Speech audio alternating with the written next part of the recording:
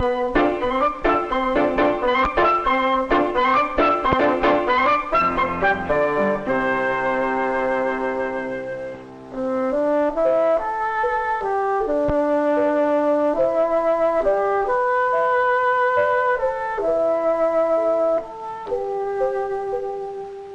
since the time when man began to control his environment, he has been plagued by his limited ability to speculate. His failure to accurately predict the effect and the consequences of his proposed action.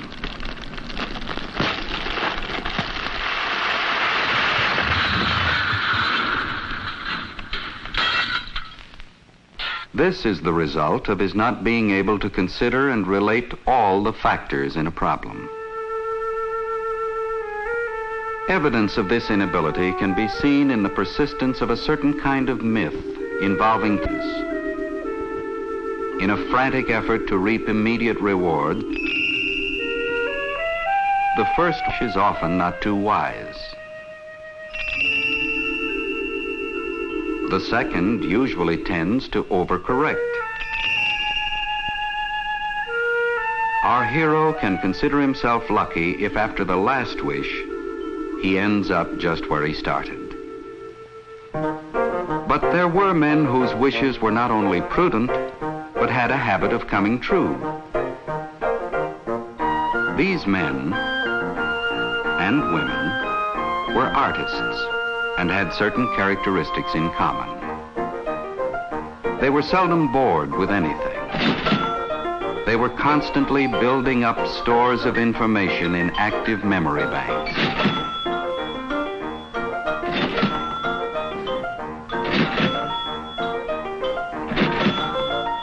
When confronted with a specific need, they would call on these memory banks for information, which they would run through, sort out, and relate to the problem at hand. These men could speculate and could predict. They were artists, artists in many fields: architecture, mechanics, medicine, science, politics, and the art of relating factors. It is often not a conscious art, and the degree to which it is operative can tend to make one normal, bright, super bright, or genius. Numbers were used to count, but soon they were also being used as abstract symbols for states of being. Values were given to mass, speed, inertia, and the forces of gravity. Such measurement was an enormous help to creative thinking. Man was learning to numerically relate and to predict. Theories were developed by which the many factors in a problem could be numerically related. But the magnitude of the calculations necessary made many such theories impractical. In the last century, the complications of our society have been compounding themselves, and it began to look as though the science of numerical relationships could never catch up. For a long time in the world of numbers, man has been developing tools to help him handle increasing amounts of data. Something has now emerged that might make even our most elegant theories workable. The recent acceleration has been fantastic. The electronic calculator has already become a tool upon which much of our daily activities depend. A tool which has broadened the range of man's concepts and intuition, much the way other tools have broadened man's range of communications, or man's range of travel, or the phenomenal range of his control over environment. With the computer, as with any tool, the concept and direction must come from the man. The task that is set and the data that is given must be man's decision, and and his responsibility. This is information. The proper use of it can bring a new dignity to mankind. Properly related, it can maintain a balance between man's needs and his resources. In many aspects, these are information machines, capable of storing, processing, and relating a vast quantity of information. They process information so that it can be made meaningful at the human scale.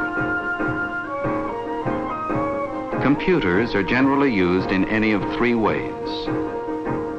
First, as a control or balance. Second, as a function of design. Third, as a simulation or model of life, where we can see the effect before taking the action. As a control or balance, the calculator keeps our complicated systems functioning. It determines the logistics of raw material, its inventory and flow, history and performance of tools, and of personnel, production rate and quality, public utilities rates and flow, cost accounting, payrolls, billing, and all the ramifications of insurance. And in addition, presents the broadest possible basis for making decisions. As a function of design, the calculator provides creative man a higher platform upon which to stand and from which to work. Data processing removes the drudgery, but imposes new and broad responsibilities. The designer must be able to state precisely what it is he needs to know.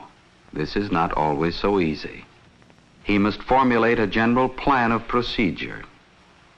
This plan or program takes the greater part of all the time involved. He must write a concise step-by-step list of instructions, code, and feed it to the computer. Then he must provide the machine with all pertinent background information and related data. The preparation may have taken months, the actual calculation hours or even minutes. But once set up, it can attack the problem with infinite variations and trustworthy memory. Perhaps the most challenging use of the computer is the simulation of real situations. If, for example, a machine is properly programmed and is provided with sufficient numerical data concerning a chemical plant, then the computer begins to take on the functions of a working mathematical model of that chemical plant, in which it is possible to determine the probable effects of many possible courses of action. Of railroad systems, rocket engines, complete reactors, and whole living communities.